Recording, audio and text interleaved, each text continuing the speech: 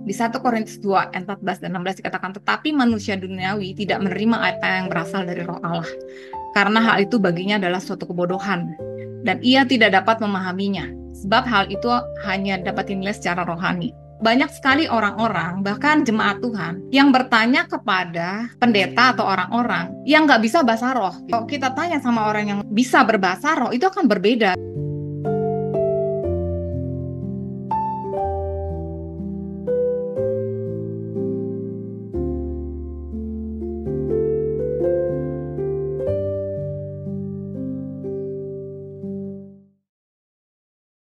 Bahasa roh itu selain untuk membangun kita, tubuh dan jiwa kita, itu bisa juga untuk intercession ya. Berdoa untuk orang lain atau bersyafaat ya. Di Efesus 6 ayat 18 ini konteksnya mengenai spiritual warfare ya. Peperangan rohani. Di sini dikatakan dengan segala doa dan permohonan, berdoalah setiap waktu di dalam roh dan berjaga-jagalah di dalam doamu itu dengan permohonan yang tak putus-putusnya untuk semua orang kudus.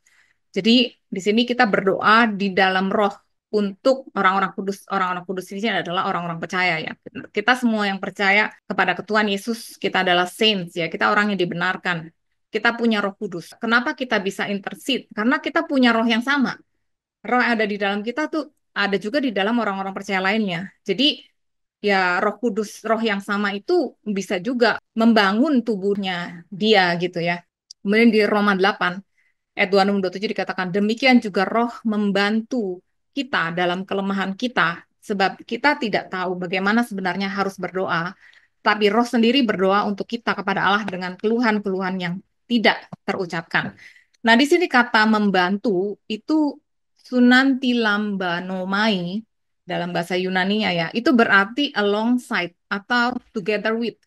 Jadi bukannya roh sendiri, dia sendiri yang berdoa gitu, enggak. Roh itu bersama-sama dengan kita, dia membantu kita gitu. Makanya kita harus cooperate gitu ya dalam kelemahan kita. Nah, kelemahan ini adalah asteneia dan seringkali merujuk kepada kelemahan fisik, bukan cuma kelemahan mental ya. Di sini dikatakan kita tidak tahu bagaimana sebenarnya harus berdoa, tetapi Roh sendiri berdoa untuk kita kepada Allah dengan keluhan yang tidak terucapkan. Keluhan di sini adalah stenagmos. Stenagmos itu seperti erangan ya, keluhan ya.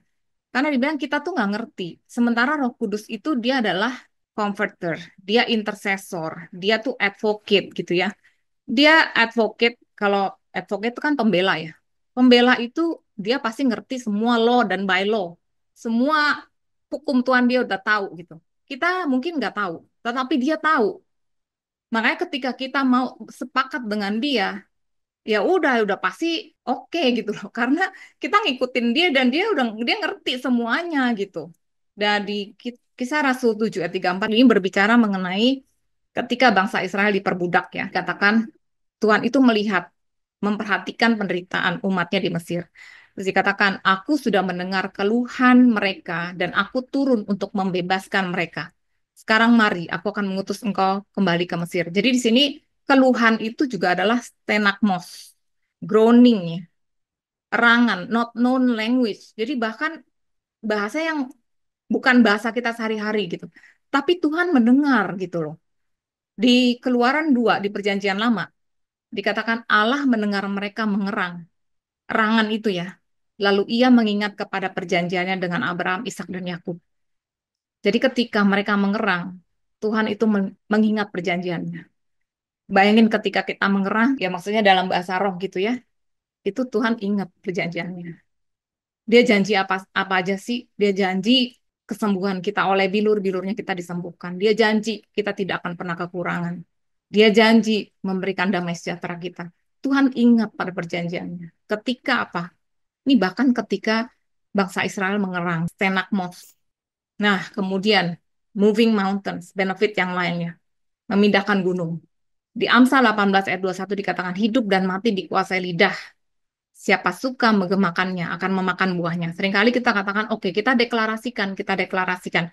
Ya, betul, itu dalam bahasa kita. Tetapi alangkah baiknya kalau kita juga memakai lidah kita untuk berbahasa Tuhan gitu ya. Di Markus 11 ayat 23 dikatakan, aku berkata kepadamu, sesungguhnya barang siapa berkata kepada gunung ini, beranjaklah dan tercampaklah ke dalam laut. Asal tidak bimbang hatinya, tetapi percaya bahwa apa yang dikatakan itu akan terjadi, maka hal itu akan terjadi baginya. Kita tahu bahwa gunung ini adalah gambaran dari problems ya, masalah gitu. Jadi ketika kita kata beranjak tercampak asal tidak bimbang, maka itu akan terjadi. Nah, di Yesaya 41 ayat 15-16 dikatakan, sesungguhnya aku membuat engkau menjadi papan pengirik yang tajam dan baru. Dengan gigi dua jajar, engkau akan mengirik gunung-gunung dan menghancurkannya. Jadi di sini kita mesti lihat seperti Bible should interpret the Bible ya. Jadi gimana sih caranya kita bilang kepada gunung beranjak dan tercampak? Di sini dikatakan Tuhan itu membuat kita menjadi papan pengirik dengan gigi dua jajar, maka engkau akan mengirik gunung-gunung menghancurkannya. Jadi di sini dikatakan dengan gigi dua jajar itu kamu akan mengirik gunung, kamu akan menghancurkannya. Dan bukit-bukit pun akan kau buat seperti sekam. Engkau akan menampi mereka, menapi gunung-gunung itu ya, dan bukit-bukit itu. Lalu angin akan menerbangkan mereka, akan dibilang suruh ke laut, dan badai akan menyerahkan mereka. Tetapi engkau ini akan bersorak-sorak di dalam Tuhan dan bermegah di dalam Yang Maha Kudus Allah Israel. Jadi sini katakan kita memindahkan gunung, menghancurkan gunung, menampi gunung dengan papan pengirik yang tajam dengan gigi dua jajar. Nah, gigi dua jajar ini cuma ada satu kali disebutkan di Mazmur 49 ayat 6. Di sini dikatakan, biarlah pujian pengagungan Allah ada dalam kerongkongan mereka dan pedang bermata dua di tangan mereka. Jadi seperti ya ada dalam kerongkongan mereka itu pedang bermata dua gitulah. Jadi itu dibilang adalah senjata yang baru gitu kan. Apa sih gigi dua jajar ini? Ini dalam bahasa Ibrani pipiot ya. Pipiot kita tahu P itu adalah mulut. Jadi seperti double mouth ya. Ada terjemahan dalam bahasa Inggris sebutnya sebagai double mouth. Jadi dua mulut gitu, dua bibir gitu.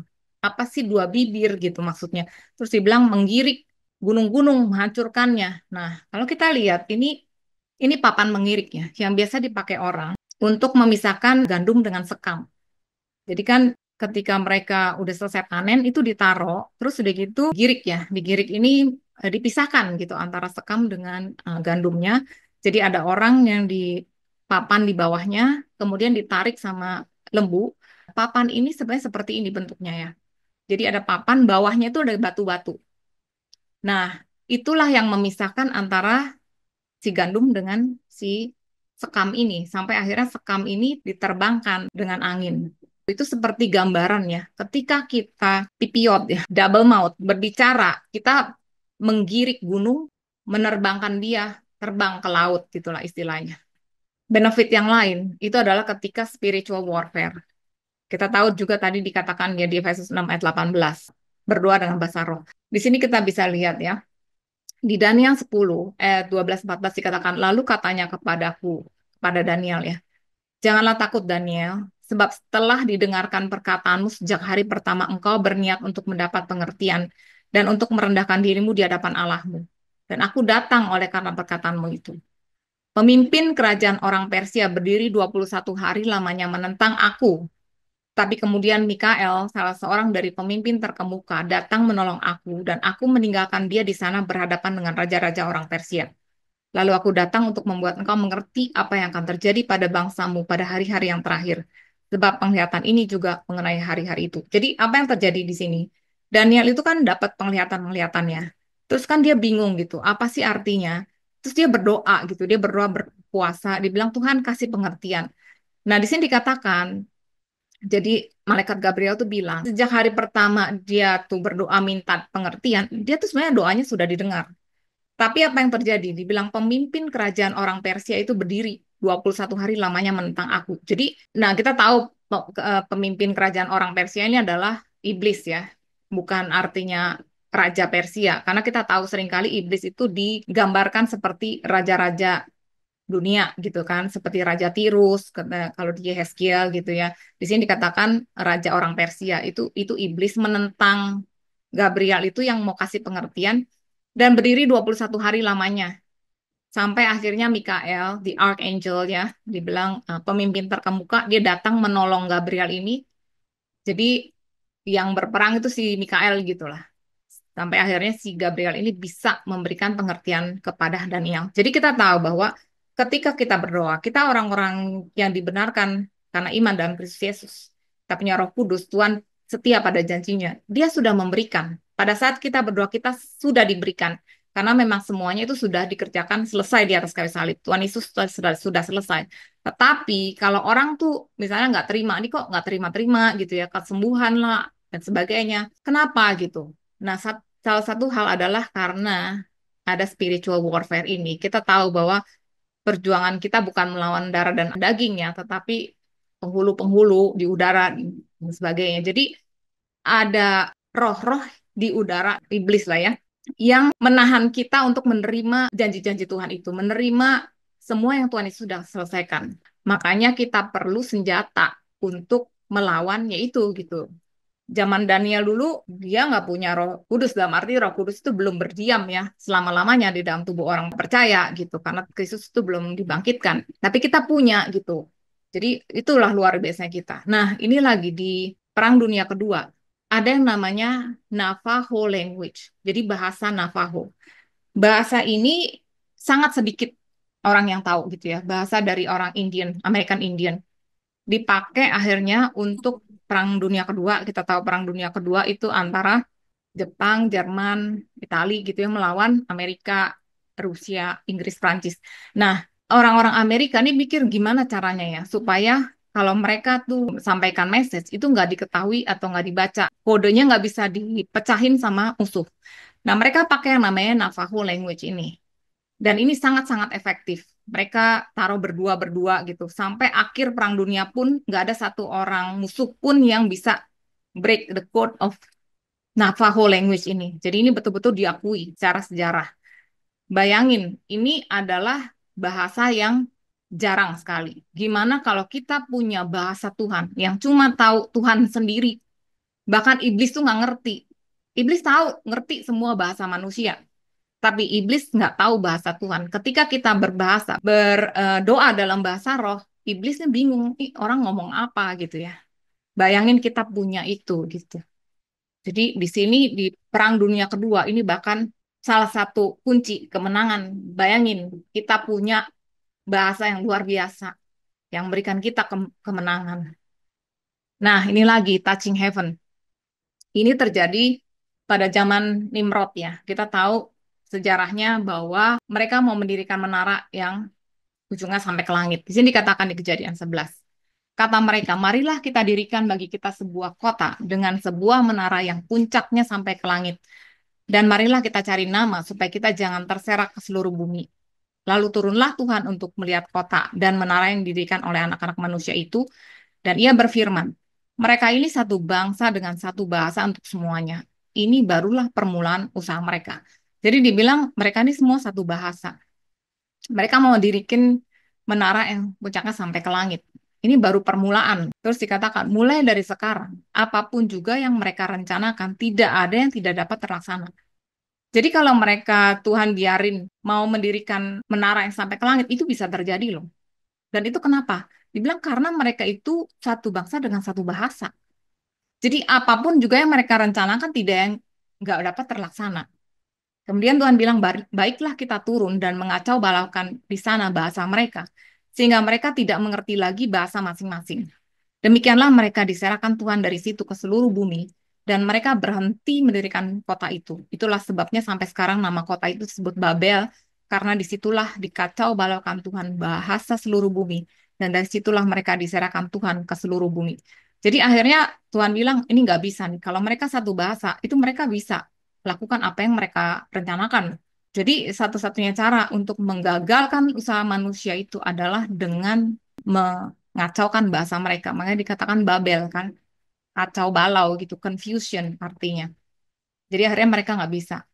Nah, Tuhan awalnya berbicara dengan manusia dengan satu bahasa ya, dengan Adam dan Hawa. Dan mereka cuma punya ini, bahasa itu, bahasa yang dipakai bahkan Tuhan sendiri untuk berkomunikasi awalnya. Sampai di Kejadian 11. Setelah itu baru ada bahasa Ibrani, bahasa Arab, dan bahasa lain-lainnya. Tetapi awalnya itu adalah satu bahasa yang bahasa sorgawi lah itulah gitu ya. Nah, sekarang kita lihat Philo Judaeus. Ini secara sejarah ya. Philo Judaeus ini, dia adalah seorang Yahudi, dia bukan Kristen ya. Dia orang Yahudi dari Alexandria. Dia hidup antara tahun 20 sebelum Masehi sampai tahun 45 sesudah Masehi. Dia tuh orang filsuf, filsuf Yahudi yang dia mempelajari kebudayaan dan pemikiran-pemikiran Yunani gitu ya. Dan buku-bukunya atau tulisannya itu banyak dipakai oleh bahkan kalangan gereja. Dan dia mengatakan, how does the transcendent God interact with this world? Jadi bagaimana Tuhan yang tidak masuk akal, tidak terbatas itu berinteraksi dengan dunia ini. Dia bilang it's through logos.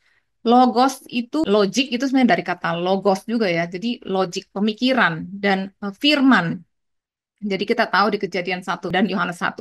Ketika Tuhan menciptakan, dia tuh berfirman. Dia pakai kata-kata. Dan kata-kata itu begitu powerfulnya sampai langit dan bumi terjadi.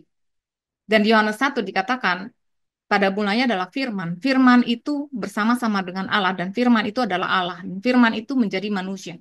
Jadi bahkan perkataan Tuhan itu betul-betul powerful. Jadi imagine kalau kita bisa punya perkataan Tuhan itu gitu. Nah, di Yesaya 43:7 dikatakan di sini semua orang yang disebutkan dengan namaku yang kuciptakan untuk kemuliaanku, kubentuk dan yang juga kujadikan. Jadi di sini dikatakan orang-orang itu diciptakan untuk kemuliaan Tuhan. Kita tuh diciptakan untuk kemuliaan Tuhan. Katanya di sini ada kavodi dari kata kavod ya, kemuliaan, glory gitu, untuk kemuliaan Dia. Nah, di Mazmur 37 ayat 4 dikatakan, bergembiralah karena Tuhan, maka ia akan memberikan padamu apa yang diinginkan hatimu. Seringkali orang bilang begini, lah saya udah gembira karena Tuhan, kok Tuhan nggak kasih apa yang kuinginkan? Apa sih maksudnya gitu ya. Jadi di sini kita tuh mesti ngerti hatinya Tuhan dulu gitu. Apa sih yang Tuhan mau gitu. Selaras gitu. Nah, di Kisah Rasul 2 ayat 25 sampai 26 di sini dikatakan, sebab Daud berkata tentang dia, aku memandang Tuhan senantiasa di hadapanku, karena ia berada di sebelah kananku, aku tidak goyah.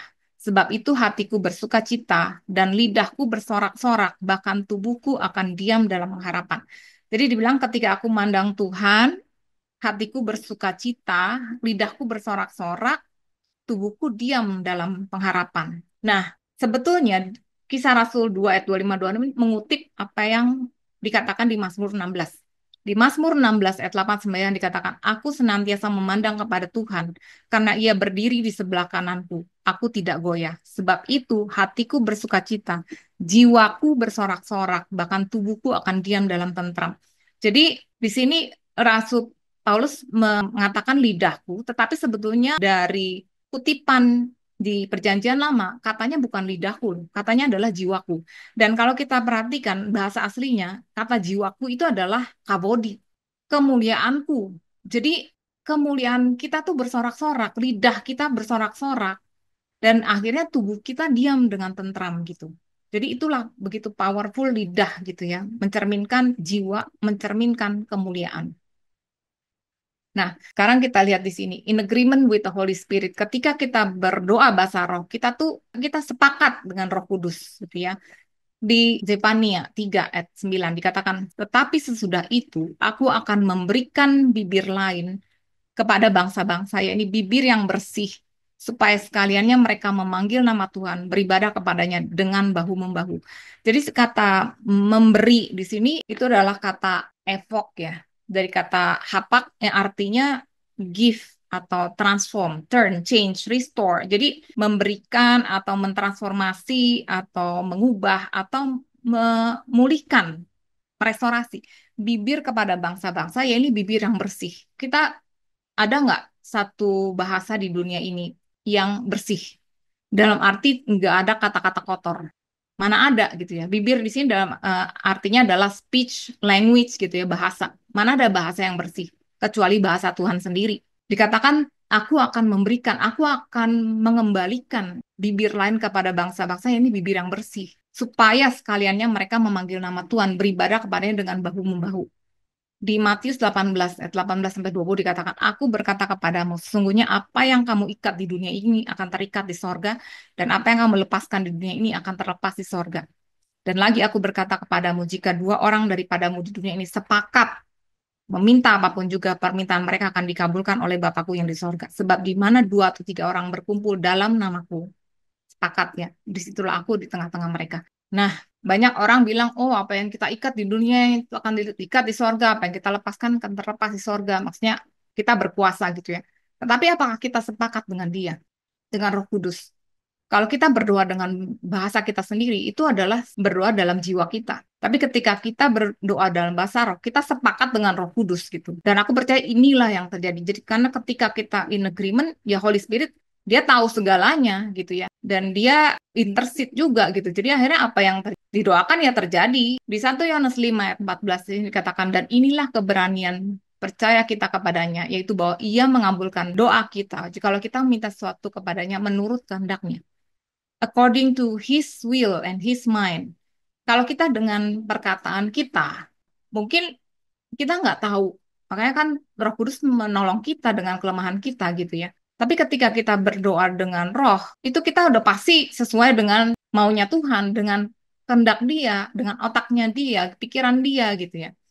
Kan di Roma 8 dikatakan roh sendiri berdoa untuk kita kepada Allah dengan keluhan yang tidak terucapkan. Dan Allah yang menyelidiki hati nurani mengetahui maksud roh itu, yaitu bahwa ia sesuai dengan kehendak Allah berdoa untuk orang-orang kudus. Jadi ketika kita berdoa dalam bahasa roh, udah pasti sesuai dengan kehendak dia gitu. Udah pasti dia kabulkan gitu. Di 1 Korintus 2 ayat 14 dan 16 dikatakan, tetapi manusia duniawi tidak menerima apa yang berasal dari roh Allah.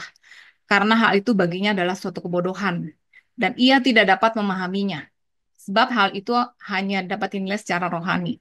Sebab siapakah yang mengetahui pikiran Tuhan sehingga ia dapat menasihati dia, tetapi kami memiliki pikiran Kristus. Nah, banyak orang, bahkan kalangan Kristen ya, bahkan pendeta-pendeta yang sangat menentang bahasa roh ini. Karena mereka pikir itu nggak ada kayak gitu. Itu cuma terjadi zaman rasul-rasul gitu. Mereka mengutip ayat-ayat bilang bahwa ya itu harusnya bisa dimengerti semua orang. Tapi kalau kita pelajari, kita sudah lihat sebelumnya kan, bahwa sebenarnya bahasa itu tidak dimengerti gitu. Nah, bayangin kalau kita ya, misalnya kita ketemu sama satu dokter. Dia dokter gitu ya, tapi dokter umum. Terus kita tanya mengenai bagaimana sih caranya dokter itu melakukan bedah otak untuk mengambil tumor otak misalnya. Nah, dokter umum ini mungkin bisa kasih tahu ya dari apa yang dia pelajari, tapi dia nggak pernah melakukan itu. Jadi dia cuma dari apa yang dia pelajari. Sementara misalnya ada satu dokter lain, dia betul-betul dokter ahli bedah otak dan biasa membedah kepala manusia untuk mengeluarkan tumor dari otaknya misalnya. Dia tahu apa yang dia lakukan. Jadi kalau kita tanya, ya kita ngikutin dia. Nah, bayangin, banyak sekali orang-orang, bahkan jemaat Tuhan, yang bertanya kepada pendeta atau orang-orang yang nggak bisa bahasa roh gitu. Ya kalau mereka nggak bisa bahasa roh, mereka akan jelasin dari apa yang mereka baca, mereka pelajari, mereka dengar gitu ya. Mereka kasih tahu. Tapi kalau kita tanya sama orang yang bisa berbahasa roh, itu akan berbeda gitu loh. Orang dunia aja ngerti siapa yang mereka harus tanya. Kalau mereka tanya kepada ahlinya, kenapa orang-orang jemaat Kristen itu bertanya mengenai bahasa roh kepada orang roh yang nggak bisa bahasa roh gitu loh. Jadi makanya dikatakan kita harus cerdik seperti ular tapi tulus seperti merpati. Jadi kalau kita mau tanya, ya kita tanya ya memang sama orang yang mengerti gitu. Kalau orang yang nggak bisa berbahasa roh, dia pasti menentang gitu orang-orang yang berbahasa roh gitu loh. Nah, tetapi balik lagi, itu masing-masing orang. Di sini dikatakan manusia duniawi tidak menerima apa yang berasal dari roh Allah karena hal itu baginya adalah suatu kebodohan. Dan di sini dikatakan juga di Yesaya 40:13, siapa yang dapat mengatur roh Tuhan atau memberi petunjuk kepadanya sebagai penasihat. Jadi roh Tuhan itu dia tuh punya pikiran Tuhan gitu. Jadi ketika kita sepakat ya sudah pasti dia akan mengabulkan kita gitu. Apakah 9 karunia fruit itu memang seperti yang Bible bilang hanya untuk orang-orang tertentu, misalnya yang menyembuhkan hanya untuk orang menyembuhkan? Gimana sih menafsirkan? Mungkin Rita ingat Bible verse-nya yang mana, tapi Rita tahu maksud saya bahwa yang mana yang ini. Apakah sebenarnya kita harus mengambil semua 9 itu dan menggunakannya gitu? Apa sih penafsiran yang benar? Halo semuanya, salam sejahtera dan semoga semua dalam keadaan sehat. Selamat berjumpa dalam Grace for Indonesia. Nama saya Rita. Saya dan teman-teman adalah bagian dari kelompok sel yang bernama Sola Gracia Life Group.